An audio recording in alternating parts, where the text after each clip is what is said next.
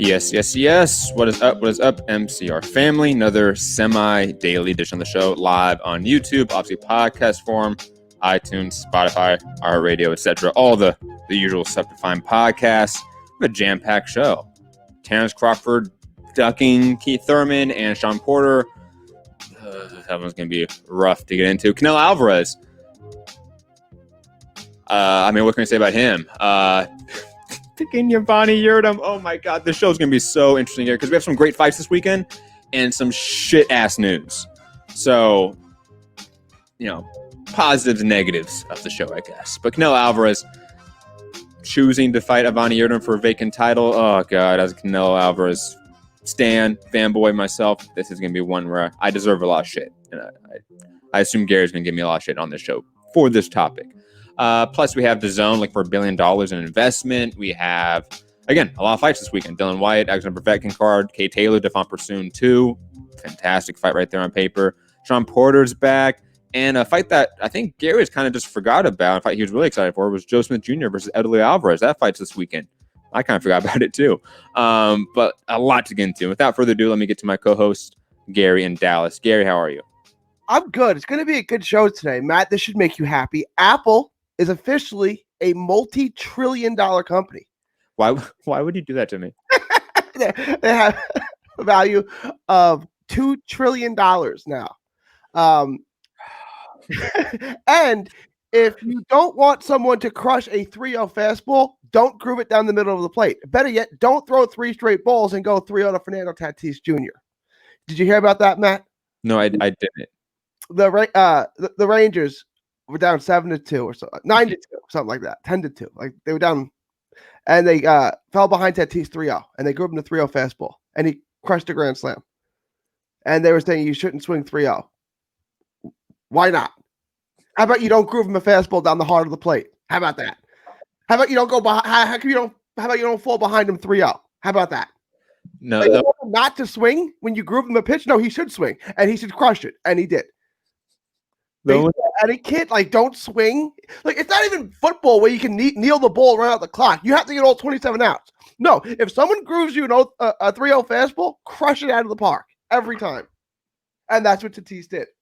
The only mainstream sports I saw was the Lakers losing. I saw other basketball. I saw a lot of playoff basketball, but the main one I remember was obviously last night's Lakers. The Lakers and the Bucks both lost, and they will both win their series. Everyone needs to relax, right? Yeah. Anthony Davis will average 20 and 20 for the rest of the series. Okay, and the Lakers will win in 6. I don't understand how Portland has 3 7-footers and they get out rebounded every single game. I don't understand that. Davis will go off on the series. This is a series that's tailor-made for him. This was a game where both teams did really bad. It's like the idea that the Lakers can just do good and they win. No, Portland can just do good and they can win better. I don't know about that. The Lakers are so much better. The Lakers will be fine. Both of them, the Lakers and everyone is making a mountain out of a molehill. It's one game. Okay, man. Okay. I mean, hey, Damian Lillard is the fucking truth, and CJ McCollum is. Yes, if Damian Lillard was on the Lakers, he'd be their 3rd best player. That's just a fact. Not last night. Not last night. Anyways, guys, let's get to some boxing because we do have a lot of boxing to get to. Let's first get into the Crawford story because I feel like that one was the lightning rod more so than the Canelo topic. Canelo topic was more so just oh my God, this is happening again. More so than a real debate in the boxing community about the pros and cons of Crawford's moves. Now, to sort of give a Reader's Digest of what's happened, there's some clips out there, obviously, from, God, who did Thurman get interviewed by? Brian Custer, right? And then Sean Porter was interviewed by Marcos Villegas of Fight Hub TV. Both guys talked about negotiations in some fashion with Crawford. Thurman told Crawford to send the contract because he didn't like how Crawford was talking shit. We do know that Arum has said that Thurman's people called about Crawford fight, but the money demands are crazy. Apparently, Amir Khan's money demands were okay.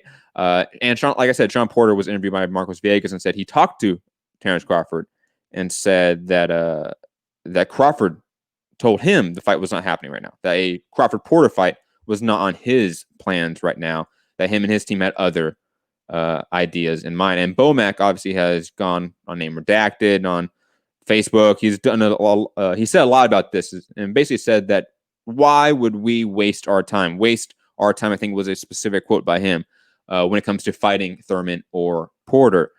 So, Gary, I have a lot of thoughts on this, to be honest, but I want to hear your thoughts first. Okay. When Thurman said that he didn't want to fight Crawford until he got a belt, I said that's a duck. So I'm going to, despite being a Crawford fan, I'm going to be intellectually consistent and say this is kind of a duck. You don't have better options. Look, Spence is busy. Pacquiao's not fighting you. Go down the line. That leaves Porter, who you don't want to fight because he's your buddy, and Thurman. Those are the top two guys. Fight one of them. Thurman wants to fight. Now, Thurman knows he's not going to get guaranteed $10 million. That's a negotiation, right? He goes high, you go low, we meet in the middle. Okay, so don't use that as an out, okay? Send them back a real offer, right? Pay-per-view on ESPN, and if they approve it, then you have a fight. But I'm going to be consistent here, right? Like, this fight can be made. Crawford, if both fighters want it, it'll get made. I think Crawford doesn't really want it, right? I mean, maybe he's pissed off and petty and saying, well, Thurman wouldn't fight me, so I'm not going to fight him now that he doesn't have a belt. That's possible. But either way, it's the best option and the most lucrative option for Terence Crawford. He should entertain that fight and try to make it happen. If it can't be made, if Thurman doesn't come off a guarantee of $10 million, then the fight can't be made. But you should make every good effort to negotiate that fight. Yeah, and I want to couple things because we're trying to keep us all on track here, okay? One, I will not give Crawford too much shit here. I will give Bob Arum and Bomac a ton of shit in this situation. I think they are mismanaging him and mispromoting him in this situation. I don't know what they're telling Crawford is on the table for him instead of a Thurman or Porter fight. I don't know if they're still telling him that Pacquiao is in negotiation when Sean Gibbons is out there saying, nope, that's not true. I don't know what Crawford is thinking his other option is. If he's thinking it's just Kell Brook, then I have more issues with Terence Crawford, to be honest. But I think that Bob Arum and Bomac are honestly misleading him about the Pacquiao fight. If I have to give my gut feeling on the issue. Now, to the actual, should Crawford take these fights? Absolutely, because other than a Pacquiao fight, which is not realistic, Thurman and Porter are the best names available right now. Because you have Spence and Garcia off the table. So that leaves Porter and Thurman. So if both guys are out there not only asking you for contracts, negotiating with you, but physically calling you and saying, hey, let's make the fight. And you're saying, no, I want something else. That something else must be better than them. It has to be. Because otherwise, like what you said, Gary, it becomes more of a duck. It becomes more of an issue. And I will push back slightly on some of the Thurman hate. Because you know me, I'm a Thurman fanboy as well. Especially when he was talking about whether fighting Pacquiao or Crawford. I think he was absolutely right to take the Pacquiao fight over the Crawford fight. I don't fault him that at all. I don't think he's ducking Crawford for Pacquiao. That makes no sense to me. Just like if we got Pacquiao Crawford right now, there's no way you can argue that Crawford was ducking Thurman, right? He would be fighting the guy that beat Thurman, right?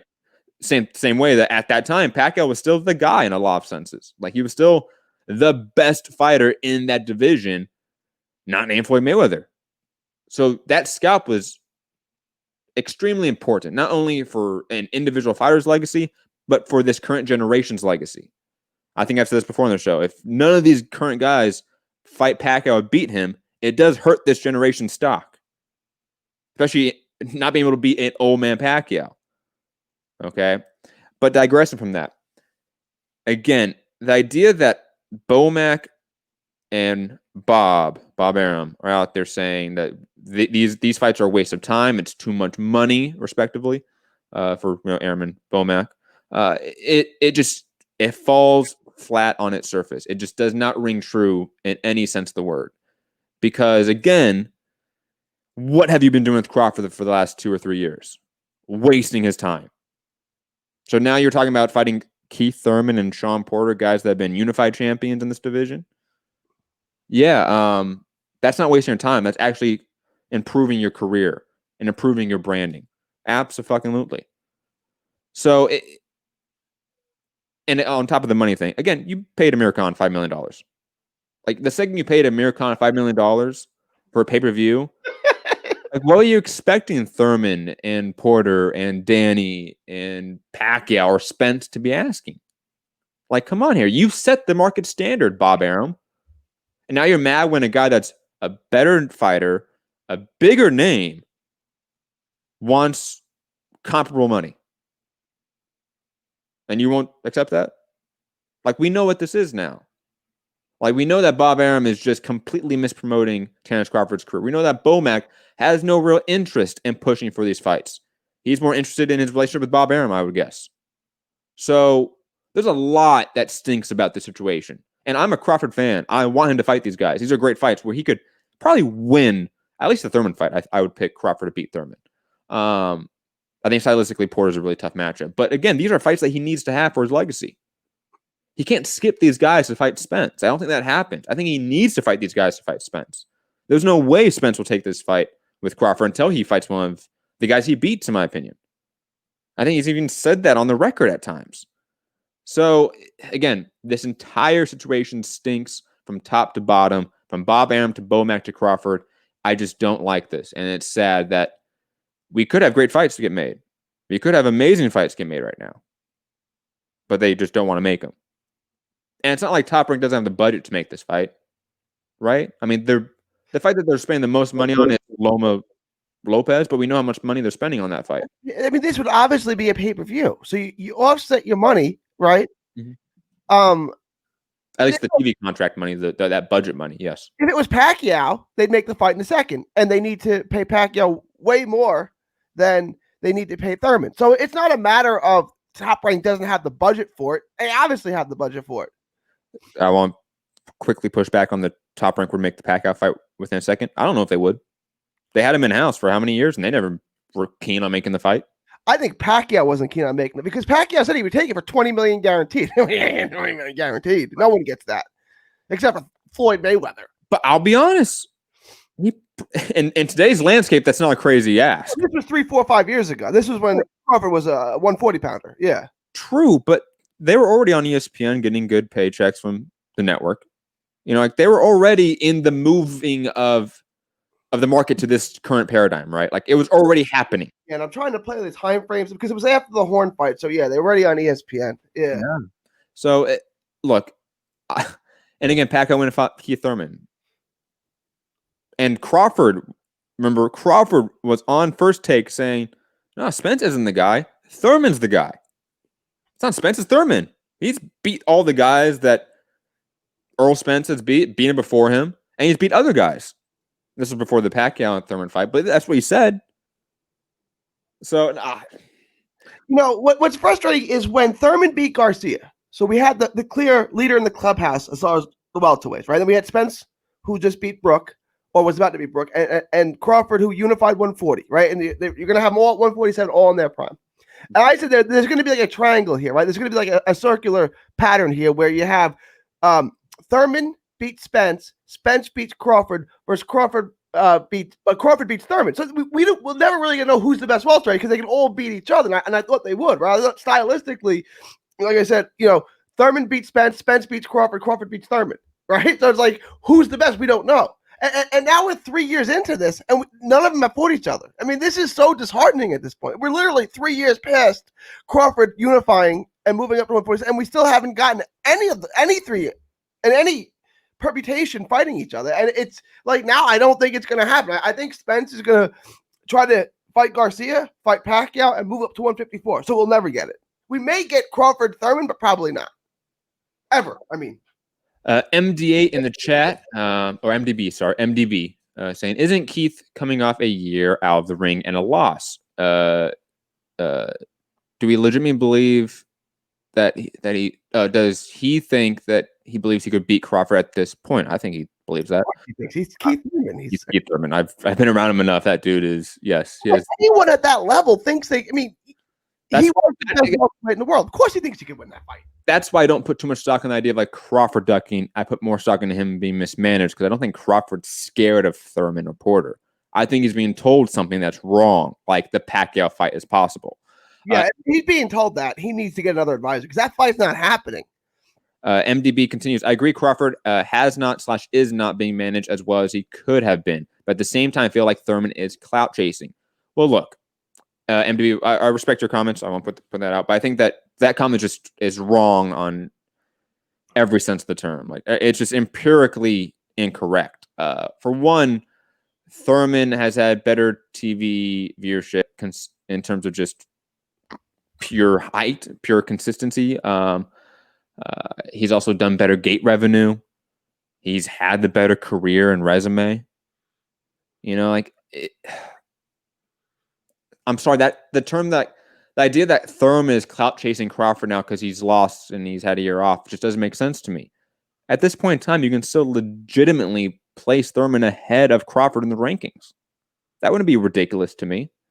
He's had a better career, especially in this division. Yeah, obviously as a welterweight, he's got a better welterweight resume than Crawford does. I would argue, period. Porter and Danny Garcia is better than Victor Postal and Jeff Horn. Right? Yeah, and then he's got other good wins at 47. Yeah, Crawford or Thurman. Thurman. Yes, but he's got Collazo. He's got names. He's got solid names at 147. And just like Crawford has like the Felix Diaz, who I really respect, or certain people that I think are quality names. But Thurman has the better resume. Thurman's done better numbers from the gate and viewership perspective. Like I'm sorry, like there's no way you can make an argument that Thurman's the one that's clout chasing Crawford. No, it's always been the other way around. It's always been Crawford trying to chase the PBC relevancy in terms of the welterweight division. And that's not a knock on Crawford per se, even though I've had issues with how he's self-promoted himself in the past. It's had issues with his promotional company, issues with his management, which have time and time again dropped the ball on him. Yeah, I mean, between the two, honestly, Thurman's the bigger star. And I know that sounds weird because we've had Crawford at pound for pound 1 or 2 or 3 for the last how many years, right? But the reality is Thurman has one pay-per-view that did 500,000, right? Crawford's done 2 pay-per-views combined less than 200,000, right? Or about 150 and 50. Yeah. Right? You know what I'm saying? Like, Thurman does the best, Thurman does great ratings. Thurman does bigger gates. Like Thurman, and whatever the reason may be, maybe it's personality, maybe it's promotion, whatever. Thurman's been the bigger draw, the bigger revenue, right? Like he really has been. Yeah, and again, when Thurman was out there, when he was the champion and Crawford was moving up to 147, that whole shift, so to speak, in the division, Thurman was absolutely disrespectful to Crawford. But he kind of had not a point, I should say, but he had sort of a he was right in the sense that, look, Crawford is irrelevant right now because I have Pacquiao in front of me, I could have Spence in front of me, and those are bigger immediate fights than Crawford. Crawford needs to do something in this division. And that's largely right. Crawford's won at 140, while maybe historic in the sense that he just became the undisputed champion. The more and more you look at it, is not as flattering as some people think it is. The division was weak. 135 was weak when he took over that division. Like he's constantly been at points where he hasn't faced real elite, all-time great competition. No, he hasn't, right? But here's what I would say. Keith Thurman told Danny Garcia when Garcia was winning at 140, I'd love to introduce you to 147. Well, how come he didn't have that same spirit when it was Terence Crawford moving up? Right? How come he didn't love to introduce Bud Crawford to 147 like he did Danny Garcia? Well, Danny Garcia was a draw, first off, in a much bigger, more monetizable way than, let's say, Crawford was. And his run at 140 was more... It had more attention. It was. But if the argument is that Crawford hasn't done anything at 147, why didn't Garcia do anything at 147? You know what I'm saying? Like he said, as soon as Garcia moved up, I'd love to introduce him to 147. But he didn't, though. He fought Porter first. He fought. Yeah, he did. So he did the same thing that he did here. He fought the better, more immediate fight before fighting the guy that moved up. He did the same thing back then. Am I wrong? No, you're not wrong. I'm just saying there was an eagerness to fight Garcia that he didn't seem to have to fight Crawford. Because Danny Garcia beat Lucas Matisse when Lucas Matisse was Lucas Matisse. Matisse and Holt are better than anyone at 140. I got like people just don't care about Postal, but Postal's really good. No, Postal's really good, but again, Matisse was a boogeyman at one point. No, I know that. Everyone picked Matisse to win that fight, probably by knockout. Yeah, and Garcia beat him up good. And then he beat Kendall Holt. He's got good wins at Amir Khan. He's got really good wins at 140. So, yeah, I mean, prize fighting is a lot about timing, right? Mm-hmm. There's certain points where certain fights just like the timing just isn't right. I truly believe that Thurman coming off the layoff, right, heading after post the Josito Lopez fight, when he was contacted by ESPN and Crawford's team for a fight, that fight didn't make sense at that point. I do believe that because I've been on record stating that one of these guys needs to get the Pacquiao scalp before he retires. So everything else does not matter. It's not as prioritized as beating Pacquiao. And that point is actually, I think, more crucial now that Pacquiao beat Thurman. Because if Pacquiao just walks off in the sunset, this entire generation looks bad. But again, Crawford's not getting that fight next. Thurman was. So that's why it's just different. Now the timing makes sense because otherwise, who are you fighting? Kell Brook? You're not fighting Chris Van Heerden because he just left Top Rank. So Chris Van Heerden. Come on. I mean, look what we're talking about. No, go fight Keith Thurman. Right? And look, if Keith Thurman won't budge up at $10 million guaranteed, that means Keith Thurman doesn't really want the fight. $10 million is not a horrific opening negotiation. No, you're not going to get that. But it's not a ridiculous demand that shuts down conversation. I think it initiates conversation. Okay, look, we both know you're not going to get 10. We'll come back with 5 and try to meet at 7. Would you say 7's reasonable? I would. For a pay-per-view fight with Terence Crawford? If both guys got 7? Did Thurman ask for 10? I didn't see that. Did Thurman ask for 10? That's what I heard. That was it. That's what we had in the chat, that he wanted 10, and Bob Arum said that was ridiculous. I don't see 10 in the article. Did it not say 10? Did I make 10 up? You might be making 10 up. I might not be seeing it because it's like a little bit far away and I'm blind. But digressing. DW, is Crawford already a Hall of Famer as he claims he is? Yes. Yes, especially from the Undisputed Championship moment. Like that was a Hall of Fame moment just because we've had so few of that was a one-way ticket to the Hall of Fame. That's just a fact. Has he had a better career than Thurman, Spence, maybe even Porter? I would probably argue no. But that might be a little bit debatable, I guess. I think with Thurman, you could make an argument either way, right? I mean, maybe not with Thurman or Spence. With Porter, you can. But then again, I think all these guys are going to be in the Hall of Fame at one point. Yeah, that's right. I think all 4 of those guys, the whole 4 horsemen there, are going to be in the Hall of Fame. Maybe Danny too. Yeah, Danny's in the Hall. He's a 2-weight division champ. He's unified belts at 140. Yeah, Danny Garcia's a Hall of Fame. Like, if you look at the guys who've been in the Hall of Fames, Donald Curry, he's had a better career than Curry. Like, he has. So Garcia, all 4 of those guys will be in the Hall of Fame. Yeah, I tend to agree. Any other thoughts on Crawford, for lack of a better term, ducking Thurman and Porter right now, not wanting the fight, both from a monetary perspective and just telling Porter that Porter's not in his plans right now? Look, Keith, Pacquiao's not fighting you.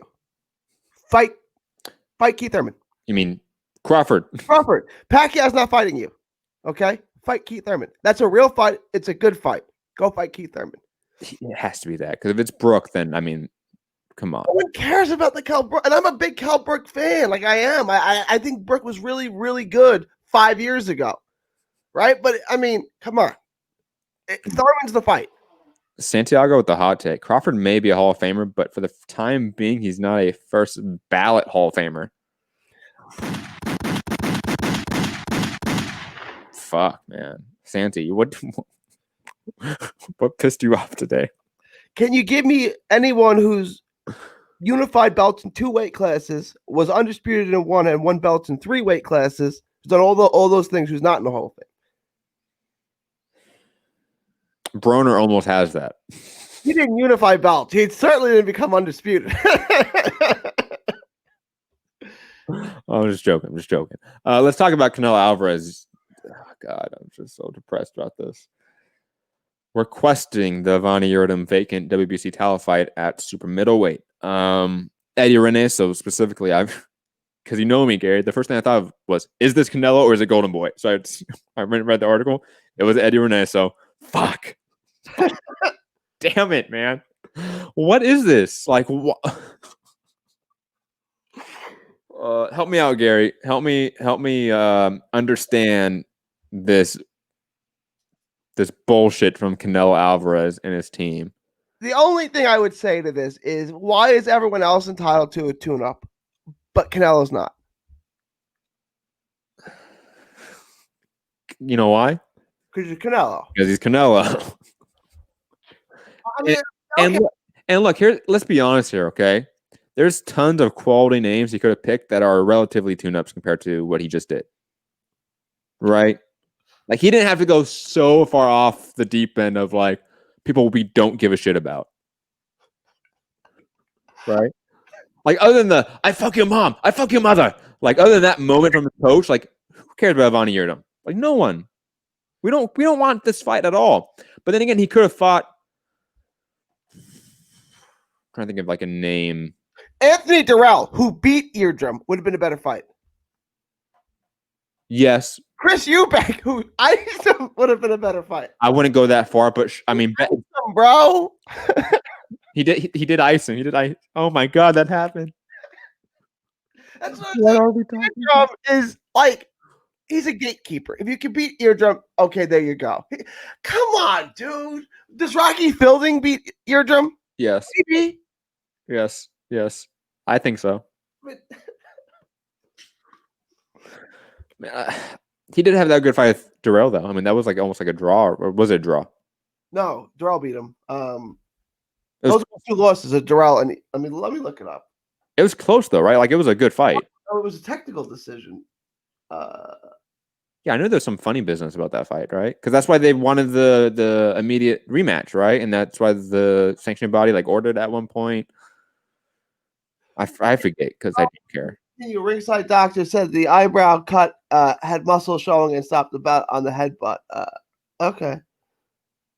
Yeah, it says it was controversial. I think it was controversial because the headbutt were kind of wide. 2 of them had it 96-94 for Durrell, while the third had it 98-92 for Yildirim. Right? Like, yeah, we should probably run that back. It got stopped in the 10th round. That's the guy that Canelo's fighting next. We should probably run that back. Yeah, we need that one. DW. Oh, I mean that. DW in the chat. Any chance Yildirim KOs Canelo? No, 0. Not even like a 0.0001%. No, it is 0. There's no way it happens. Well, that's probably why Yildirim is getting the shot at the vacant belt, because he lost it controversially, right? Because that was for the vacant belt that Durrell won and then lost to Benavidez. Yes. Long ago that was. Okay. Yes. That was that whole bullshit with the belt because people kept popping and missing weight and shit. There's nothing to say about this fight other than it's just complete horse shit. This is probably the worst fight DAZN will make. Well, we don't know, right? Like, if this actually going to get made, they asked for it, dude. If Canelo asked for it, it's happening, right? Yeah.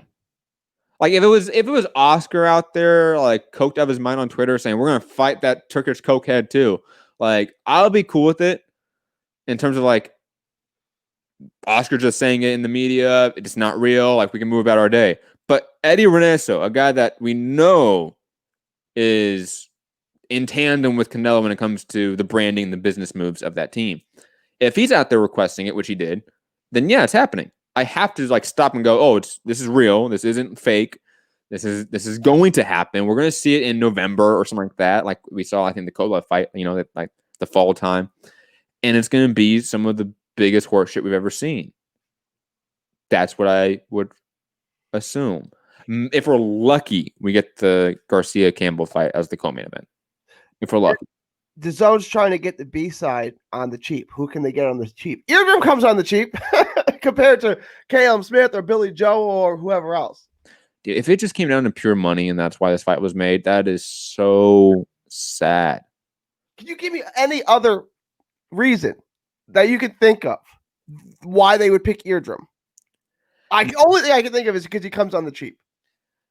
Okay, this is my conspiracy theorist way of absolving Canelo and his team of all wrongdoing here. Okay, this is not real. This is a psych out move with DAZN. They're playing chicken here. Okay, DAZN was like, no, we don't want to give the money for Callum Smith, so we're gonna make you fight some dude, and like some dude, okay, Avani fucking Yildirim. You want that fight? That's the fight we want next. That's cheap, right? You want a cheap fight? That's the cheap fight. Take it or leave it. And the zone's like, oh no, you can have, Billy Joe Saunders or Callum Smith or some shit. Like, I'm hoping like it's some mind games being played between Canelo's team and the zone, but I don't believe that at all.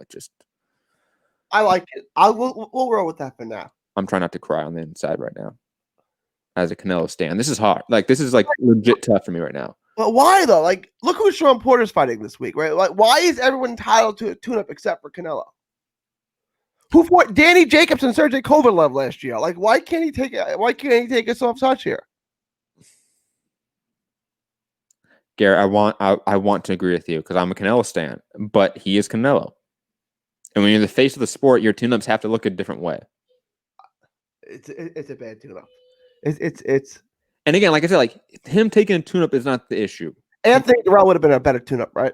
Like that would have been like, okay, I can live with Anthony Durrell. I'm taking this tune-up is the issue, I would say.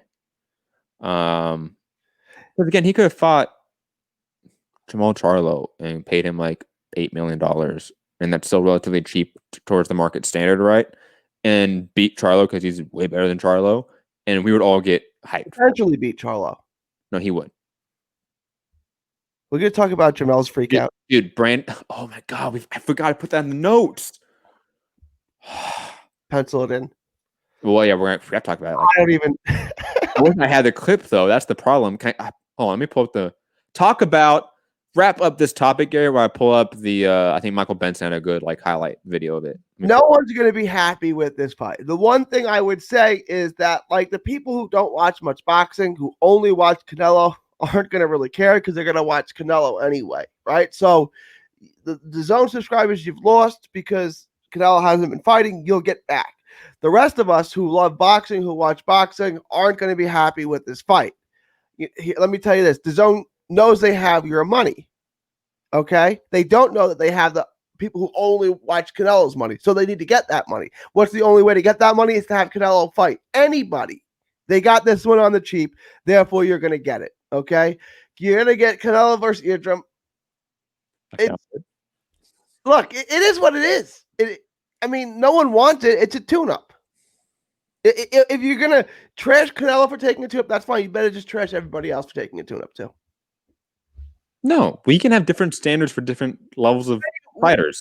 Any premier fighter, any top-notch fighter. If any top-notch fighter is going to take, you better have the same knock on Inoue for fighting not Paul Butler. Paul Butler. Yo, you're hate on Paul Butler, man. You're the go-to name for the low weight classes. Because that's the same kind of fight, right? Like, Yildirim's not bad; he's just not good. No, I think we can have absolutely different standards for different levels of fighters. I'm sorry. I think all-time greats and people that put themselves in those categories are held to those standards. The only difference between Canelo and Inoue is their drawing power, right? That's not true. That's not true. First off, Inoue has massive drawing power in Japan. So not that. No, their careers are vastly different. Stop it. But they're both multi-division champs. They're both first ballot Hall of Famers. They're both all-time greats. They're both legends. They're both No. Inoue is a couple notches below fucking Canelo. You want to pull up the resumes right now? All right, maybe based. Yeah, sure. Okay. I mean, no. You can't do this right now. Hold on, Gary. You know that this topic gets me going, okay? You brought up Canelo versus Inoue. I always get triggered by this topic. Okay, Canelo has Triple G, Jacobs, Kovalev, Cotto, Edgley Laura, Austin Trout on his resume. Inoue has Donaire. Ooh. After Nicholas Walters, Carl Frampton, Rigo all had their way with him. Awesome. What else do we have? Emmanuel Rodriguez. Omar Narvaez. Woo. Oh no. He's got look. Come on, man. Like it's just the same way to Canelo's. And I would say Inoue is now where Canelo was when he beat Cotto. That's where he is now. And guess what, Gary? That is a few levels behind where Canelo is at now. Those are small levels. If we're saying there's different levels. No. See, here's the difference. In what I think you're saying, what I'm saying. Yes, and technically in totality of the spectrum of fighters, right? That is a small gap in comparison to the very bottom, right? However, in the actual sort of achievement level to go from this to this is a lot. To beat a Triple G respective, a Kovalev respective, a Jacobs respective. He has not done that yet. Let me ask you this. Is there anyone currently in the top 10 pound for pound? Right? Because we'd say Chocolatito and things like that, but current fighters in the top who are at Canelo's level. Crawford, Loma, anyone like that? Probably not. I mean, honestly, in just pure resume, like AJ's actually resume is really, really stacked and deep. You might have to go to like, but even then, I would say like a Thurman or like again like Pacquiao's on the pound for pound. But like, do we exclude Pacquiao? You know what I mean? Like, there's a few guys, but there's still a couple levels. Like they're on that Inoue level. There's a few guys on that Inoue level that are just there sitting to go from pound for pound level fighters to, potential Hall of Famers to all-time greats. Canelo's an all-time great. I agree. And there's a difference between all-time great and just a pound for pound level fighter, which we have a lot of right now. Yeah. Like there's a difference between Chris Mullin, who's a Hall of Famer, and LeBron James. Now they're both Hall of Famers, right? But there's obviously a big difference between Chris Mullin, great player, all-star player, Hall of Fame player, and LeBron James. It's different. Absolutely. I'm not saying that Canelo's LeBron James. I don't think that's an apt comparison. But I do. But just again, like they're just. Inoue needs to get to that level. I'm allowing him to get to that level. I'm not going to say that he's a bum or anything like that. He's not. He can't get there, but he's not there right now. That's just factual. I'm not saying he can't, but he has to do several things to get there. Beating Rigo would help. I think moving up another division will help too. Beating guys like Ray Vargas. Go clean out 115. Well, of course. I mean, if he goes out and cleans out 115, he has a better resume than Canelo. Yeah. Which is when he went to 115, you thought he was going to take all those big fights, and then he just he went to 118 to fight the tournament, which was fine. He probably got paid more for the tournament. Yeah, he got paid more. Whoop-de fucking dude. But you act like everybody's old. You act like he wouldn't have got paid to fight Rungs VI, Estrada, Chocolatito, all those guys, Ioka. He would have got paid more probably. Get those fights though. They didn't go anywhere. The tournament is gone now. They didn't go anywhere. He went somewhere. Go back down to 115. What Bob Arum wants to do with them is what Bob Arum wants to do with them. But I mean, Bob Arum wants to feed him to Loma. Okay, one guy's 135 pounds, one guy's 118. Can we stop with this Gary Russell versus Terence Crawford type nonsense? Like, I'm not saying that I want that. I've been very adamant that a Loma Inoue fight's stupid. Stupid. Like we saw Rigo. We saw what happened there. It was outsized. Like, come on, let's fight the guys in our own weight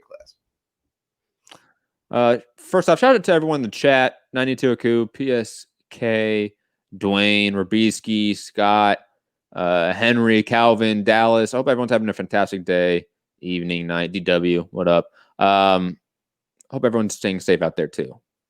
Crazy times. And remember, guys, go check out our new podcast, General Strike Podcast, over on Trending Now Network on YouTube, and of course, General Strike Podcast on all podcast feeds. New documentary episode is coming out I have to guess it's tomorrow. At the latest is Friday morning. And I'm going from like Greek history all the way to Persian history when it comes to socialism. Really interesting stuff. Read a lot of books. Digressing though, let's get to some crazy shit. Let's get to Jamel Charlo's rant on on his brother, I guess. It's so good. What they talking about? More tripping. Talking about lines only elite. Hey, bro, if y'all see a real lines only elite, y'all let me know. They're just a hashtag.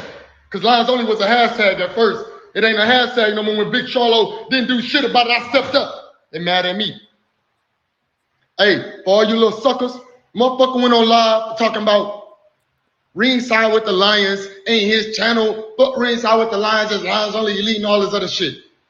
My people who was on his live, they heard it right away. They told me, Mel, I'm all over there wilding the fuck out, tripping. I said, why? Why you talking about my shit? And I tell them, keep running their fucking mouth. Yeah, you hear it, Jay. You know how I feel right now. But Big Charlo. Bet my crib costs more than his, nigga, and it's smaller. What? I'm Lions Only CEO. And anybody that was ever in competition with me, they gonna fucking fail. All right? I'm going to fight September 26th. I'm the fucking main event. And I ain't never changing me. And I'll be done with boxing. When I'm done with it, I'm going to be the same way. Y'all quickly, his brother's in the live too. So yeah. Now, future boxing, yeah, you on this hoe. Now, right like I was writing on your shit. Tell me if I'm lying about anything I said. I done done some stupid shit. I'm still here. What's wrong with me, nigga? You went on live. I'm talking to you, future boxing. You went on that bitch early this morning talking about ringside with the Lions ain't my channel. Ain't this, nigga? I'm proud of what I do. I pay for my photographer and videographer. Nigga, every week, nigga, get a good check. Nigga, to make sure I got good content for my fans. But I'm the little male. I'm gonna let y'all keep walking around. Yeah, I mean, stop there. I have no real thoughts on this other than like this was enjoyable to listen to. It was entertaining. I love rants. You know me, as a guy that rants, a fellow ranter like the Charlos, I can respect that. This is why it's important, even during these times, to stay in contact, Zoom with your friends, FaceTime with your friends. Otherwise you might go crazy. If you have a mental health professional, a counselor, a therapist, whatever, and you can Zoom in for appointments, keep meeting with them, right? Because it's tough times right now, and your mental state can be fragile. So clearly, that's what Charlo was doing. He was talking to his fans. He wanted some help, and look, I mean, like he had people around him, so it's not like Charlo was actually like alone. He needed help, but the beef is, from what I understand, over Jamal not really co-signing Jamel's branding when it comes to YouTube channels and stuff like that. Again, I don't put a lot of stock in like them they're gonna fight later on. I've seen a lot of that lately. I hope not. They're twin brothers. And like from what like my interactions with them and around them, they're twins, man. Like they're always together. Like they move together. They definitely help each other out. I kind of just see them as like they have extremely short fuses. And I've heard some rumors about like their upbringing that could probably explain why that is. So like again, I don't think they're like bad people or anything like that. I don't think like they're gonna split up and like they're gonna fight each other. It's just one of them had a short fuse that day and decided to go off. And it's the social media age. Like everyone has a phone in their hand, so like you can go off and like to hundreds of people in a sense. Pause. So like that's kind of what he did. It was funny. It was definitely entertaining. Is this still in the pay-per-view though, Gary? I saw someone in the chat say Charles is still in the pay-per-view now. I don't know. I mean, it's like it's crazy good. I mean, I don't know. I mean, is it going to help, or is it people are like, well, watch this? Right? Like I don't know. I'm just like, if anyone wasn't going to buy this and now they are, can you just let me know why? Is it just like, I want to see if this turns into a train wreck or if these two people are mentally stable? Look, Jamal's my favorite fighter. I'm a fan of Jamal. I guess this is just brothers. I mean, brothers are going to be brothers. I don't know. I have an older brother. Me and him used to fight like cat and dogs, like you saw, in the Western Conference Finals last year when it was Steph or Seth Curry, or 2 years ago, whenever that was, right? Like Steph used to come in and knock him over and push him over every time he ran out into the court. Like these brothers are going to be brothers, man. Or if you have an older sister, you know this feeling too. You've been known it plenty of times. Seth Curry is married to Doc Rivers' daughter. The Mavs are playing the Clippers in the first round. Who do you think Doc Rivers' daughter is rooting for? Her husband or her dad? Husband. Come on. It's your daddy. You're gonna root against your daddy? Your daughter hasn't gone through like her teenage years yet, huh? Just wait, bro. Just wait. Yesterday, happy birthday, Duke and Decker. It turned 6 yesterday. Just wait till she hits like 13, because I saw my sister go through that with my dad. It's horrifying.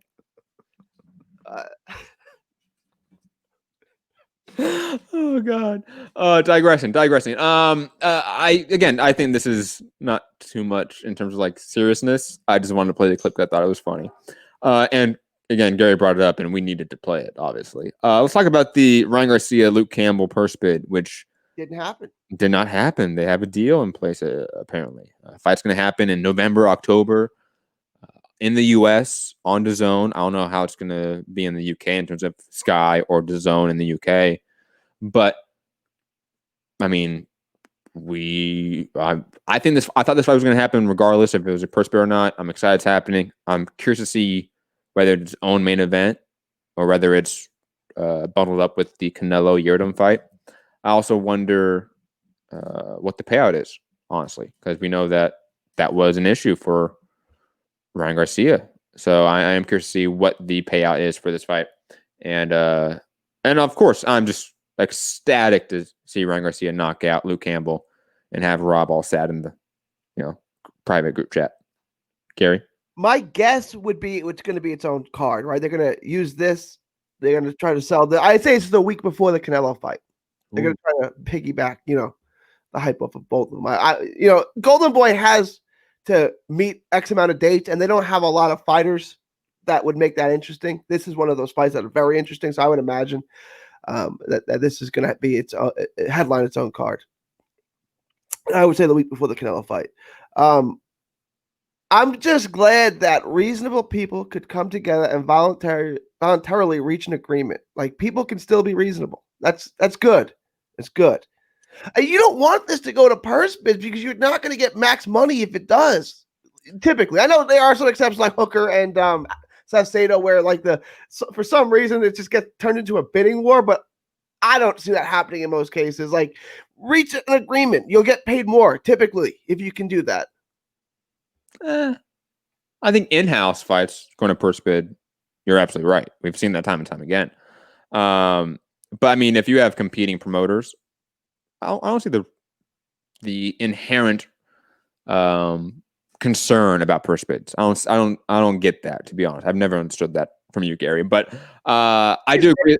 Can't we be reasonable people? Do we have to go to purse bids and have someone else settle? Can't we just sit down like two grown men or adults and whatever and just hash this out? Like, we can't be that far off, right? Like, you can't be saying, I'm going to offer you 100,000. I want 100 million. Like, we can't be that far off. Like, let's just hash this out and let's leave the legal jargon at home and let's just be adults. I'll be honest. The idea of promoters, just being adults is silly to me. Right. So I'm always for system policies in place to force the best fights possible, right? And purse bids are one of the mechanisms to make the fights we want happen.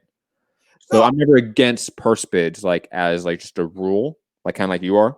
I see they have an inherent positive effect in the sport, that we end up getting some fights that we wouldn't have because of purse bids. However, I do think that promoters abuse them when they can undercut their own fighters. That definitely happens, right? Purse bids. There's a purpose for them, right? And they serve a role. I don't think that we need to constantly go to them, right? Like, if something absolutely can't be settled, right? Then we go to purse bids. Like- But let's make a good effort, right? Let's make best effort to get this settled peacefully without having to go to this authoritative figure. Say, you're going to get paid X amount. You're going to get paid X amount. Now go. Like let's negotiate. Let's talk this out like adults. But you're saying promoters can't behave like adults, and maybe you're right. First off, promoters have a lot of leeway in terms of purse bid situations. I will say that when it comes to like making a mandatory split from like 75-25 to 65-35, that's easily done, right? Or stuff like that. We've seen that time and time again where promoters can abuse that and make the B side get a real small check in comparison, right? But that largely doesn't happen as much as I think you think. And also, most fights don't go to purse bids. No, Like, it seems increasingly more. Wouldn't you say? I get most fights, though, but it seems no. Like, what other fight in the last 3 months has gone to purse bid? If it's this widespread issue, we should see them like every week. We see like one every few months, maybe. All right, maybe you're right. Maybe I'm making a mountain out of a molehill here. I think you kind of are, Gary. All right. To be honest, and also, I understand maybe you're concerned with like, especially a corrupt authoritative body like sanctioned bodies having some sort of control in this process. But then again, like it's just all pits like throwing mud at each other, right? Like that's promoters or sanctioning bodies. Like who do you place your trust in more? Neither. So I do want some checks and balances between the two entities. At least that might help.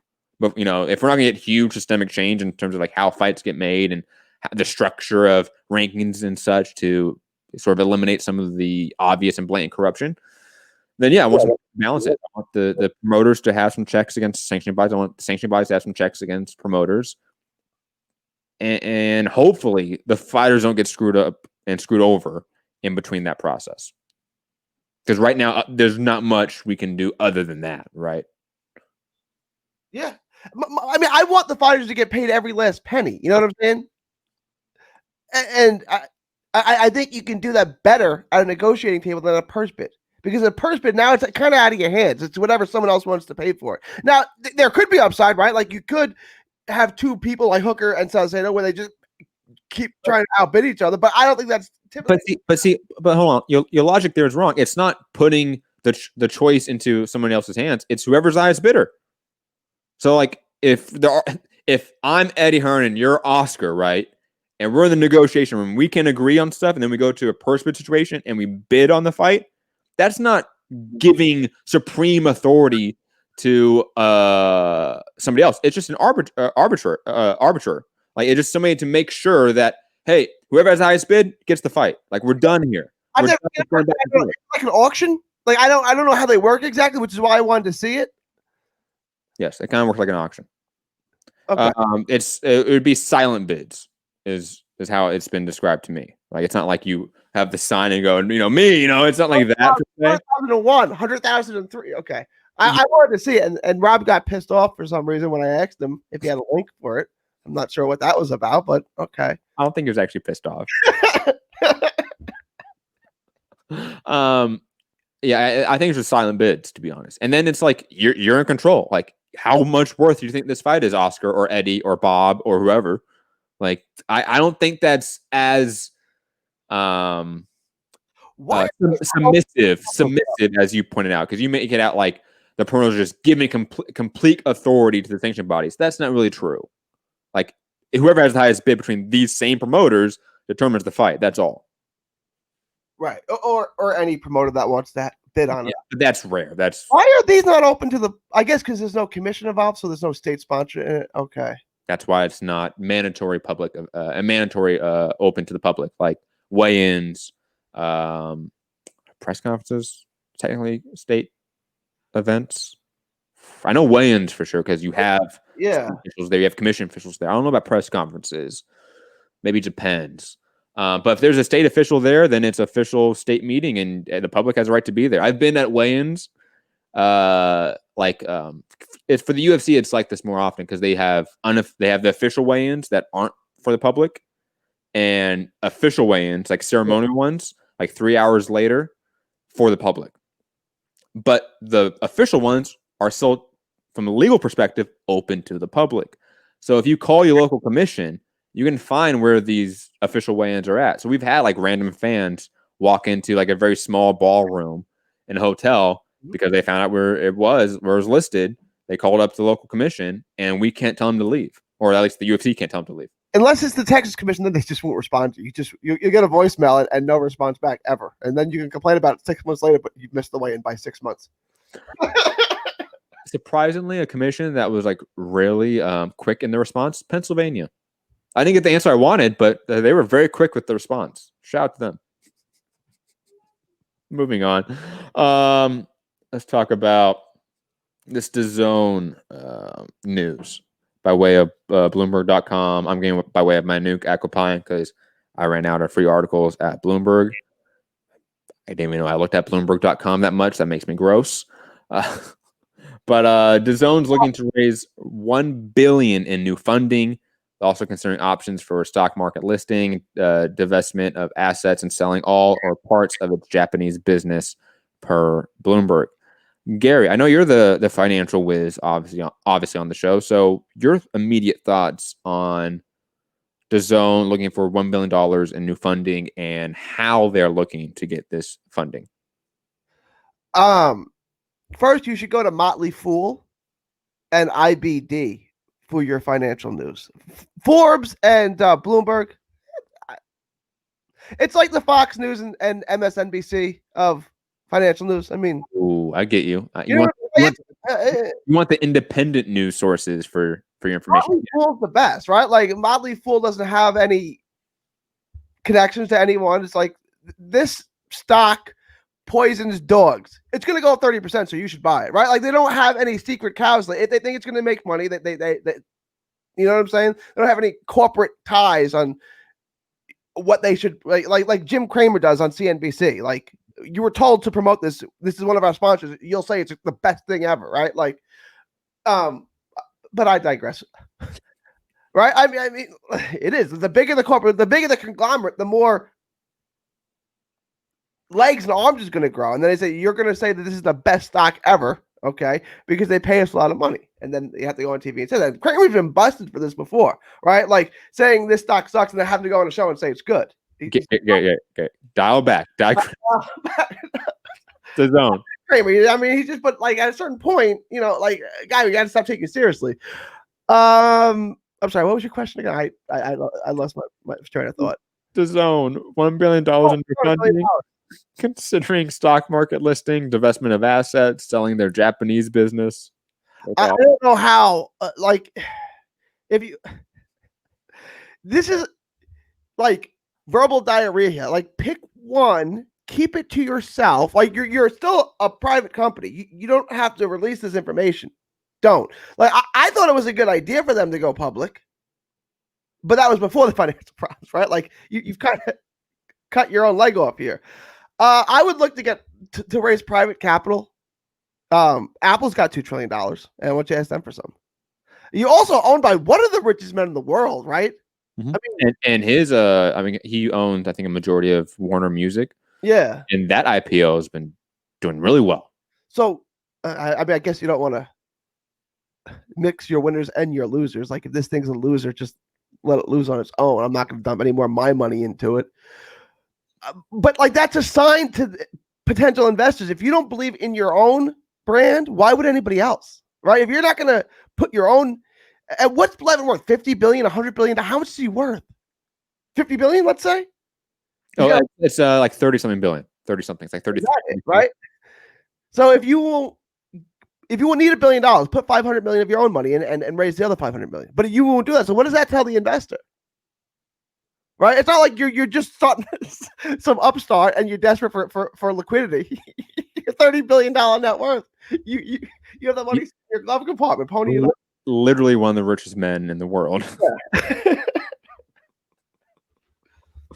Yeah. I find it curious that they're thinking about selling off their Japanese business. I know you didn't highlight that, but I think that's interesting because from what we've always been told, that DAZN Japan's been one of the most profitable markets.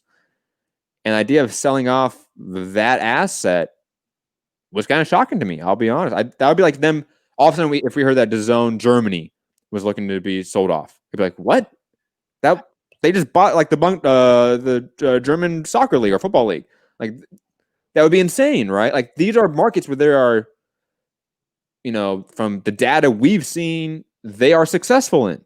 They've grown in terms of market share. So why sell off the profitable side of your business? Because like it may, like they may say this has reached its peak. We can cash in on this now. We've maximized our profit, and I want to put it back into Germany and the US where I can grow my market more. I don't know. I have no idea. That's just a guess, right? But if it's making you a lot of money, I can't think of any other reason why you want to sell it unless like they offer me such a good deal that I'll never be able to make that much money back. So I'll sell it at that price. Like I don't want to sell my house, but if somebody offered me $1 million for it, I'll sell it.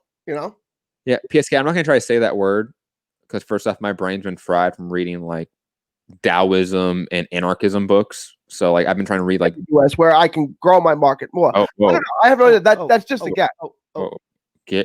Gary, you're trying to open the chat. I wanted to play it back. I went to read the comment and I hit the unmute button. I apologize. I hate when that happens. But no, I've been trying to like pronounce like Indian and Chinese names lately. So like I'm just burnt out on like pronunciation and anything. I'll be honest. Digressing back to DAZN, I do think in terms of my long running theory that DAZN's in massive trouble. This is another sign that DAZN's not financially viable right now. And if anything, they're from the last time we've talked about DAZN with the $500 million in capital they were trying to invest or get investment from, they have clearly grown in terms of issues. Like the issues have not subsided, they have not been minimized. They're looking for more money, which means they have more issues. So I'm curious to see how much longer DAZN as we know it exists.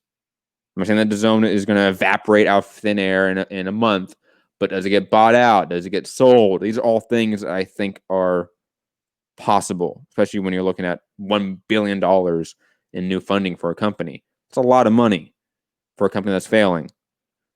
I wouldn't be surprised if they just sell off all assets or sell it in its entirety. That would not shock me. Didn't they talk about that? Wasn't there a news story that we talked about like a few months ago about that too? That DAZN was looking into buyers of some sort. Yeah. So it was a great idea. I just don't know that you didn't have the content to back up the idea. I mean, you didn't get any of the major sports in America. I don't know that there's enough money elsewhere to kind of make the dream work. Which was they're doing great in Germany. Okay, I mean, how much does that make you and what you look? U.S. is sports centric. U.S. loves sports, and there's 330 million people here, right? If you get the U.S. market, you're golden. I don't know if there's enough people and interest, in sports where they'll spend that much money on sports elsewhere. They will in America, but you didn't get any Premier America. You didn't get any of the big three, or the college sports to make that work, right? And I said, go get college football wouldn't help you this year, but that was unforeseeable. But I mean, I said, go get college football, go get the Pac-12, get the Pac-12, right? And I mean, they didn't get anything. So I guess is it time to cut your losses? I don't want DAZN to disappear. They've changed boxing. They've changed the way we watch boxing. I love DAZN, but they may have spent a little more than they anticipated and got back less than they anticipated. Look, if DAZN fails, it's not because of boxing, right? It's because they didn't get anything else. Boxing is an afterthought. Yeah, and I would say I would push back slightly on the DAZN, like change how we watch boxing. Like we had ESPN Plus before we had DAZN. Did they give us all the international fights though before DAZN did? I mean, they opened with Pacquiao Horn in Australia. That was ESPN Plus? Yes. Okay. That was the big talking point was, oh shit, look how far Pacquiao has, digressed from a brand. It was a year or so ago he fought Mayweather for 4 million pay-per-view buys, and look at what happened. I think he had the Jesse Vargas pay-per-view that kind of bombed.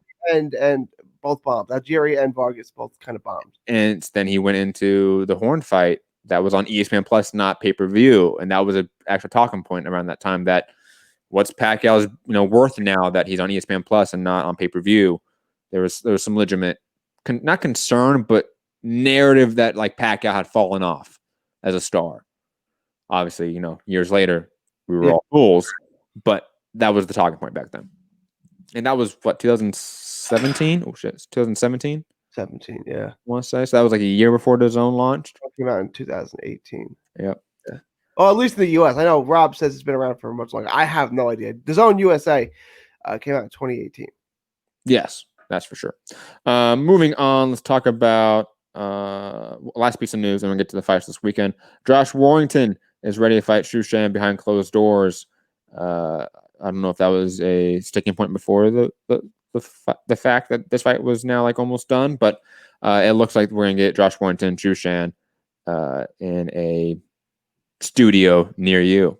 Gary, thoughts on this fight? Good fight. It's a good fight. I like the fight.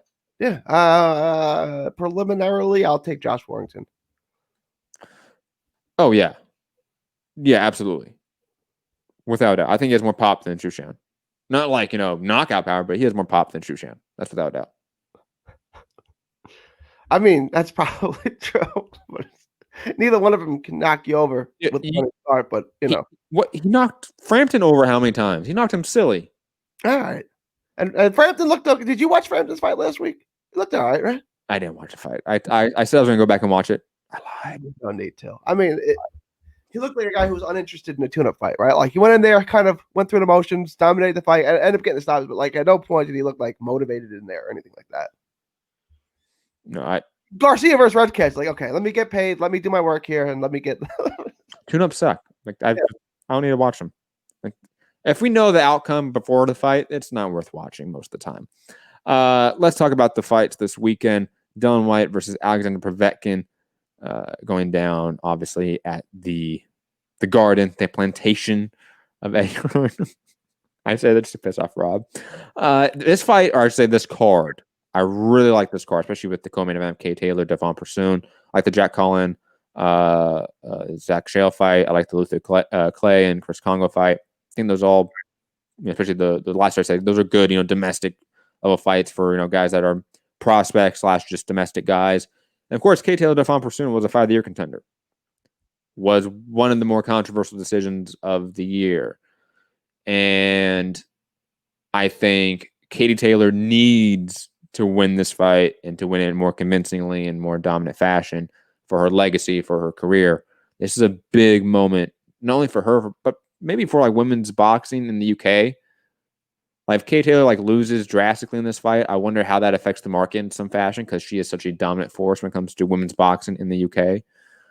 She's such a priority from Matchroom in terms of promotion that I wonder if we see, Terry Harper go from main events to co-main events, or something a little more on the undercard and not get the amount of promotion hype because they don't want to put the money into it. I'm worried about that to a degree. But I think the winner of this fight against maybe they could do anything. Like if we get the winner of this fight versus Jessica McCaskill, I think that would make a lot of sense. Well, it was set up, it looks like, right? It was kind of like a 4-person mini tournament, and McCaskill won, and now I would still do it. Like even if you get let's say McCaskill and Pursoon, that's still a fucking fantastic fight. Like let's say Pursoon beats Taylor, and obviously McCaskill just beat Brackus. Make that fight.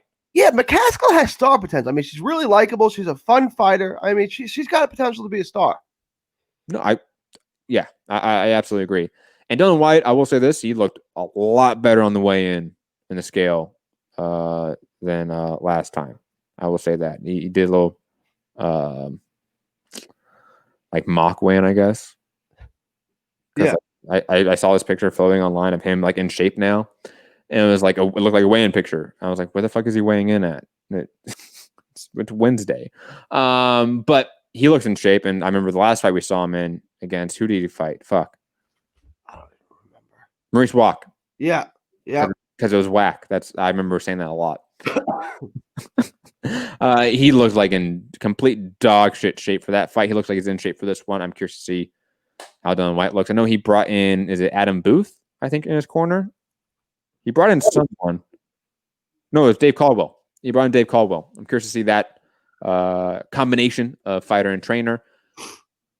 And it should be curious to see what the buy rate is, especially in this pandemic era. We have a Sky Sports pay-per-view. It's done Whyte. He's usually done pretty well in terms of numbers. PSK saying was just to check weight, even though it's heavyweight. That's stupid. There's no need to do that. But a lot. The scale says a lot. He's still really big. Yeah, but he had abs this time. So I mean, so 265. I mean, the guy's huge. Gary, thoughts on Whyte most likely knocking out Povetkin and the Taylor Pursoon rematch? Okay, I'll get Whyte. Povetkin is the main event, and it's the less interesting fight, so I'll get that off right first. This will end in a knockout. It will probably be Dillian Whyte who scores knockout, although he's not good defensively, so he could get clipped. But I think we're all going to pick. It's not impossible. These are flawed heavyweights who can crack. Like, it could happen. He could get clipped. Michael Hunter arguably beat Alexander Povetkin. Just be honest. Hunter can't hit, though, so he can't stop you. Povetkin can crack, so he could end the fight with one punch. Hunter can't. Look. You know what I'm saying? Like, No. If you're Alexander Povetkin, a former number 5 ranked heavyweight in the world, and you are arguably losing to a blown-up cruiserweight with no pop, with no athleticism, yeah, I'm picking Dillian Whyte. I'm not picking Dillian Whyte, too. I'll say he knocks him out in the 7th round. How about that? David Price knocked down Povetkin, for fuck's sake. David fucking Price. I think Povetkin may have always been a little overrated, a little bit. Like, we've always, he's a dangerous heavyweight. He's good. He's good. He's a perennial top 10 guy. There's no disrespect to him. But bottom rung of that top 10. But yeah, he's good. He's good. But we may have overrated him a little bit, right? Yeah. Not the good fight, right? The Katie Taylor Pursoon fight. So good. Boy, if this looks like the first fight, which it could, then Pursoon's going to win because he's not going to get screwed twice. You don't think, right? Like, so Taylor's got to make this less of a scrap and more of a clinic. The way that Breakus, when she was doing well, was working off the back foot, separating, keeping range. Taylor's got to fight that to perfection. If this becomes a dogfight again, she's going to lose. I do think Katie Taylor's a better boxer. I think she's, more skills. So I think she does manage to do that the same way like Holyfield was able to beat Bo in the second fight. Just kind of use your brain, use your skills, tie up when you have to. Don't get into a dogfight, right? So I think Taylor makes the adjustment and wins a very close decision, but deserves a decision. Like, we'll watch the fight. It'll be close, but most of us will think that Katie Taylor won. So I'm going to say Katie Taylor by close, but deserving decision. Not controversial or robbery. Like, I don't think last one was robbery, although some people do. It was controversial. Pursoon won the first fight. I think most people do, but I don't think it was. It wasn't Rolly Romero and Marinas. It was not. It was not that. I absolutely agree with your take on Taylor Pursoon. I'm picking Taylor slightly, but if she can't, keep Pursoon off of her, she's in for another rough night. Maybe this time the judges don't give it to her. Like, that's absolutely possible. So I'm curious to see if she can, stick to that game plan, execute it the way she needs to in order to win. Quickly in the chat, Snoop C with the super chat saying, Matt, when are boxing fans going to call out sanctioning bodies? Well, to be honest, I think fans usually do, mostly. I don't think the fans are the ones that have the power in the situation like we think. One, when we talk about how sanctioning bodies are a corrupt authoritative figure over like the labor force, right? Let's just think about it that way. Like, the boxers are the ones producing the product. They're the labor that produces the product. It's the fighters, right? Not the fans. We may be ones that consume the product, but we're not the labor force, right? Until that labor force starts rejecting the corrupt authoritative body, no solutions will be had. No progress will be made. Like, no matter how loud we get as a consumer, it doesn't matter, I think. I think until the laborers say, we're not going to take this anymore. We're not going to take being ripped off, being misused, be exploited by, Mauricio Suleiman, for fuck's sake. Like, we're just not doing that. Like, when that happens, then change happens. That's my take on it. Gary, I mean, do you have any take on like how to like when to deal with the sanctioning bodies, or when a fan deal with the sanctioning bodies, or anything like that, or how to deal with the sanctioning bodies? I mean, I would agree because in sports, the labor force, like Matt says, it is the product, right? And there's nothing really else. I mean, maybe Hollywood, right? But like entertainment, but like outside of that, there's no really anything else where the labor force actually is the product, right? You're spending your money on the labor force, right? This is what I'm paying for. So, I mean, yeah, they would have to reject the sanctioning bodies. I kind of agree. I mean, I'm open to other ideas, but I mean, does anyone have one? I think that makes the most sense. When we talk about like a bottom to top real systematic change in the sport, the bottom is the fighters. It's not us. We're out of that equation, to be honest. Like the more and more I think about it, the more and more I think that like we just, I'm not gonna say we don't matter in terms of like change in the sport, but we just don't have the power to do it. Like the consumer power doesn't really exist in this sport like maybe in other industries. The laborers have all the power because they are 100% the product. So if they just stop fucking with the sanctioning bodies, and they lose their product. They lose their money. It's really simple. But yeah, if anyone else has any other ideas, I'm all for this conversation. I think this conversation is needed from us. I just don't think we have the power to change it. I'll say that. I hope fighters are listening to this conversation. Whenever like fans or media have these conversations, it's not because we can change anything. It's because we kind of hope that fighters are listening and take the responsibility that they have to make the sport better and to make their fellow class of workers better off. Because, I mean, they've all been exploited and screwed over in some ways, even the top stars. Also, if there's any former NBA All-Star point guards / New York City legends listening to the show right now, shout out to you. You know who you are. Who? I'll tell you off air. I've been friends with a New York City, a former All-Star point guard on Twitter. He's a boxing fan. From the Knicks? Nets. He played for the Nets. Okay. New York City point guard though. He's a Queens kid. Interesting. I'm over there. Is a kid? He's the Bay Area point guard. From the Bay. Oh, is he from the Bay? Shout out to Jason Kidd, man. Oh, he went to Cal. Yeah. Dude, I'll be honest. Like the Brooklyn Nets, like way back in the day, or the New Jersey Nets, right back in the day, they were fun. They were a lot of fun. Like even though they sucked, they're like the Pistons back then. Like they were just like that bully team that was fun to watch. They weren't good. The Pistons still aren't, but I mean, like it's still fun to watch them.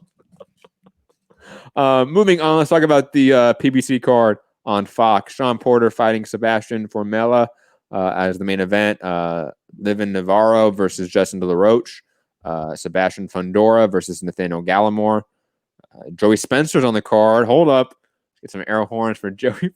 You're not excited for Joey Spencer? I don't think he's televised, I'll be honest. Imagine that. Like he's your prospect of the year 2 years in a row, and you don't even televise him. Like, what do you really think of him? Okay, I don't know if that's. I'm just saying that from my story, he's not televised. Greg Guajardo dog walks him. But in the same division, They're both. Is he 160 or 168? 160. That's not far off. He's 68. No, Joey Spencer was 60. Then they're both in the same weight class. Yeah. Okay. I like the Fundora Gallimore fight like a lot. Actually, I think that's a good step up fight for Fundora, who hasn't always like wowed me. I don't think he's like a lights out prospect, but he's clearly a prospect with like a gimmick, for lack of a better term. Like he's the fucking 7-foot junior middleweight. Like he's going to get fights eventually that are relevant. I think a Nathaniel Gallimore fight is a good step up fight. I mean, it makes a lot of sense. I like Justin De La Roche, even though he's not like the best guy in the world. Like he's a good regional guy, a good domestic guy to watch. So I'll see that. I've heard a lot about Livin Navarro, but I don't remember him fighting. I'll be honest. I don't remember seeing him fight, so I can't speak on it. And Sean Porter, I mean, what can you say about him fighting Sebastian Formella? I mean, Formella's undefeated. Woo. So is Carlos Ocampo. It'll be good to see Porter back in the ring. You know, that's true. That's definitely true. But you see how he's a Hall of Famer. right? Former 2-time world champion. He's allowed to tune up. Why is he allowed to tune up? What's the standard here for who's allowed to tune up and who's not? Oh, he's not an all-time great yet. Okay, fair enough. You can take a tune-up. Yeah, he's coming off a loss, coming off a little layoff. Yeah, you can take a tune-up. Okay, fine. Here's the thing. That argument doesn't really fly with this. You know why? Because Sean Porter. I asked the question. No. Let me finish my point here. I understand your question, but your question's premise is just wrong. Why? Because Sean Porter didn't want to tune up. He called Terence Crawford up, and Crawford said, "Nah, you're not in my plans right now, fam. I'm good." That's what happened. So, I mean, we can do the whole like, oh, you know, is it okay for Sean Porter to take a tune up? I mean, he didn't want to tune up. He wanted Terence fucking Crawford. He wanted an Earl Spence rematch. Those didn't happen. So you telling me Sebastian Familia was the next? How do you say his name? Formella? That's how I'm saying it. All right. That was the next best option. That was the best fighter available. No. Ugas didn't want a rematch. Ugas has a fight. Okay. I mean, yeah. Everyone is besides Crawford. Everyone's basically busy. Keith Thurman called Keith Thurman for a rematch. Keith Thurman trying to get the Crawford fight. They both were. They both were. Yeah, most of the big names, even like Jamal James and Delarme, were busy with each other. So I mean, everyone was basically. Pause. Yeah. PSK saying, are they fighting for Famella's IBO title? On BoxRec, it does not list the IBO title. And quickly, Scott Brown said Joey Spencer is 154. On BoxRec, it says this fight is at middleweight. Joey Spence is not. I'm just going off the official boxing official record keeper, BoxRec. Don't be mad at me, people.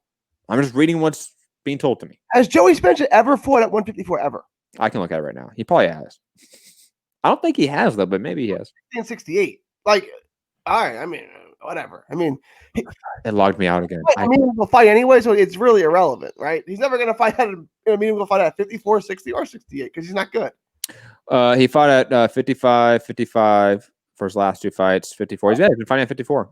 Okay. But this fight is, listed at middleweight. Whether that is going to happen, I don't know. But yeah, Mordo fights the same way. He fights at 54, but most of his fights are 56 or 57 or 58, right? So they're technically middleweight fights. I see a lot of people talking about like different individual measures to change.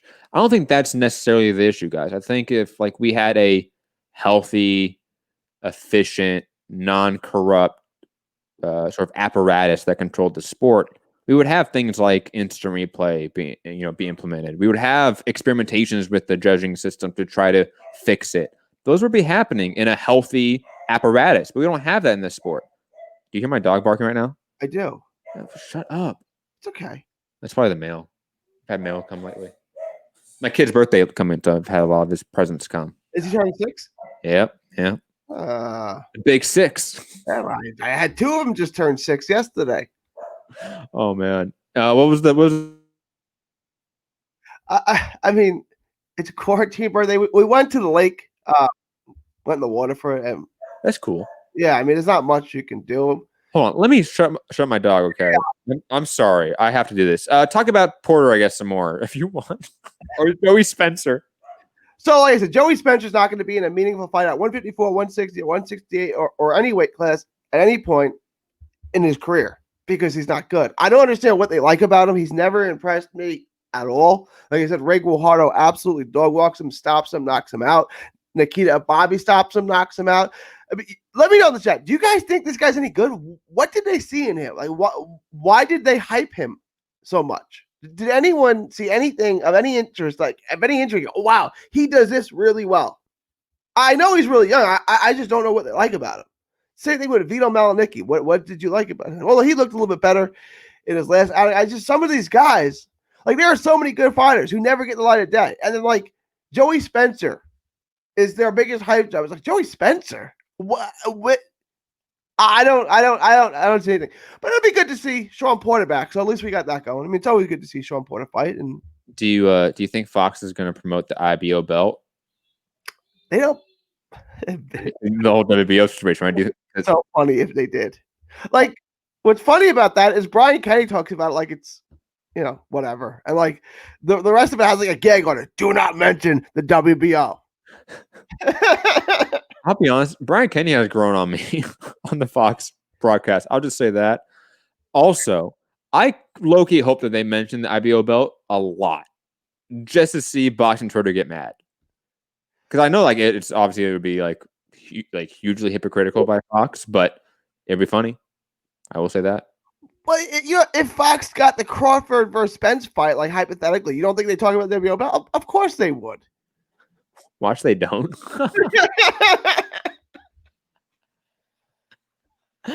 Oh my god, that'd be so great. Oh fuck. Let's move on. Trying to read the chat a little bit because I see a lot of you guys having good discussions there. I like that. I like good discussions. Shout out to everyone in the chat lately. You know, I was thinking about that before the show. Like, you guys have been awesome through all this pandemic issue. To the few like 200, 300 of you that have just stuck by us, shout out to all of you. Respect. Let's move on to the fight that I know Gary has been hyped on for months now. Actually, might be the fight that is not getting the attention it deserves because it might be the most entertaining fight on paper of the weekend. Canelo Alvarez, Joe Smith Jr. on ESPN, not ESPN Plus, by the way. Thoughts on this fight, Gary? Because I know this was one that you were looking forward to. This is one I'm looking forward to. I think we probably have different views on who wins this fight. So thoughts? Well, it's a high action fight. It's a fan-friendly fight. It's an offensive fight. Neither guy is defensively real good. Although I think Joe Smith's boxing skills, it's a little bit like Carl Froch. Like, he doesn't look like a great boxer, but he does a lot of things pretty well, right? Like, his boxing skills are underrated. A Carl Froch comparison. Rob is going to be so pissed in the group chat. So mad. If they fought at 175 in Wembley in front of 80,000, who would win that fight?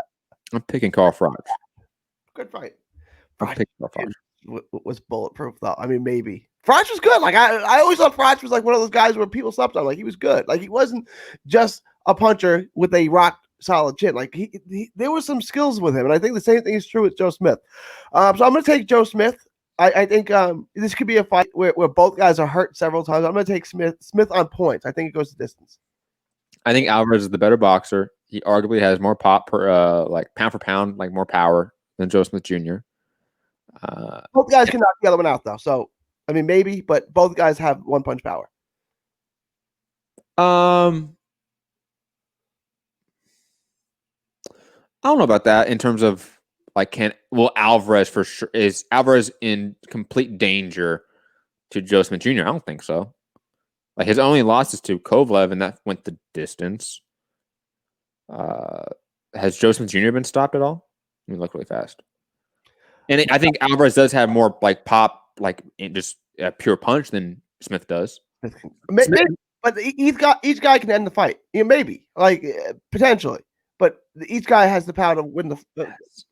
He has been knocked out. Yeah, Joe Smith Jr. is getting knocked out in this fight. I know he's got a loss real early in his career. Was that a knockout loss? Yeah, I'm using it. I think Alvarez is probably going to get the win here, if not by decision, a late TKO. I think this will be in a super exciting fight where there's going to be a lot of, rapid exchanges, a lot of violent exchanges, a lot of inside work, a lot of body work too. I think is going to happen in this fight. I just see Alvarez being the guy that's going to win that fight. Like, when we saw that, like the first Kovalev fight, when that turned into a dog fight, Alvarez just took over. The way that Kovalev won the second fight was not allowing it to be a firefight. Kovalev outboxed Alvarez in the rematch, right? Kovalev got on his bike, threw the jab a lot, and just outboxed him. Okay, I don't see Smith being able to outbox him. I don't see Smith being able to outbrawl Alvarez because we've seen Alvarez outbrawl Sergey Kovalev. So I'm picking Alvarez here by either late TKO, like late being like round 9, 10, 11, 12, or a decision win. I'm going to go with a decision. Like I said, Alvarez hasn't been stopped before, so I'm not going to pick Smith to stop him. I'm going to say it. I see the same kind of fight except going the other way in favor of Joe Smith. I mean, it can if, let's say, Smith is the one that's landing in first and last. That always plays in, I think, the judge's mind. If he's the type of guy that's finishing rounds strong compared to Alvarez, he can steal rounds. There's little things he can do I do think it is going to be a tight, close fight, but I just see that he's going to get cut sometimes. He's going to get hurt more times than Alvarez. Could be wrong, but I just see it going that way. Also on the card, Rob Brandt versus Vitaly Kupelenko. Julian Rodriguez versus Anthony Loreno. Wendy Toussaint versus Isaiah Jonas. Keep your eye on him. Keep your eye on Wendy Toussaint. Oh, good. Keep your eye on. I mean, he's had promotional issues. He's with Star Boxing now. Keep your eye out on this kid. If they can keep him busy and keep him out of contract disputes and things like that, he's a Haitian fighter who they brought over here. I mean, the kid is like. I know this guy. He's fought a few of the local guys in my city and beat them up. So yeah, I know who he is. Yeah, he's good. Good. Keep your eye on this kid. I might have seen him in the gym once or twice. I'll be honest.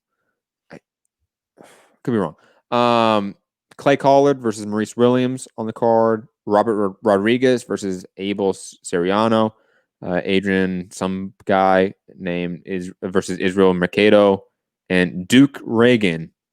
I saw some hype about this guy on Twitter. Is he a deep amateur or something like that? Does he have? Yeah. Is this his pro debut or? Yes, it's pro debut. I saw. He had an extensive, really, really good amateur crowd. Did he not make the Olympic team, or did he opt out? No, He's one of those guys that like could have been Olympics, but made the Olympic team or missed it, and then opted out. But yeah, he was a prolific amateur. Okay, he was a contemporary to like Mark Castro in the amateurs.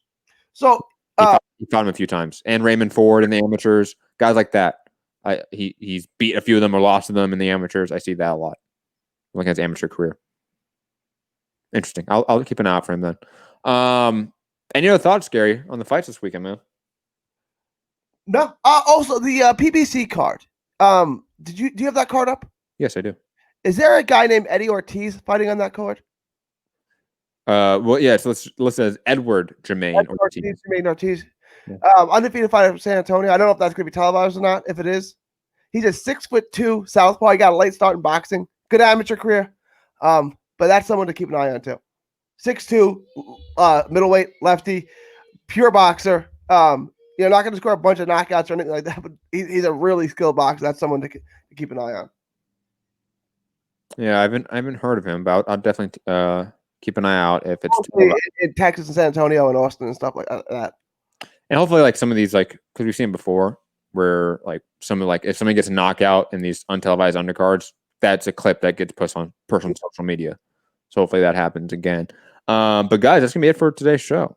To be honest, reminding you all that a new documentary episode of History of Socialism coming out on the Trending Now Network on YouTube, and obviously General Strike Podcast on all podcast feeds, either tomorrow or Friday. I'm guessing it's going to be tomorrow. I think I'm going to finish it tomorrow. And what else? Oh, new podcast tomorrow. I think me and Foogatti are going to do a General Strike Podcast tomorrow, talking about the DNC, because that was a load of bullshit. What else? Probably going to do a show Sunday for MCR, if I had to guess. When it comes to when this show is going to be back. Sunday for a recap of all the fights, because we do have a lot of fights to talk about on Sunday.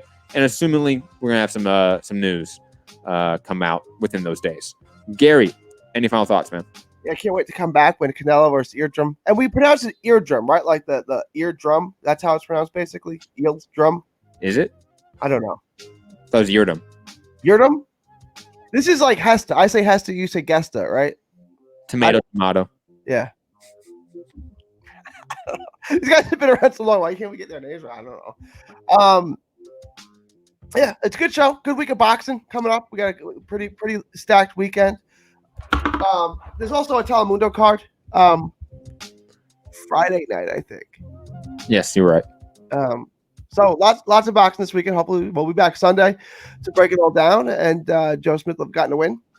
And we agreed on all the other main events, right? Like you picked Taylor and Dillian Whyte. Yep. PS saying live chat for Whyte versus Povetkin. Ooh.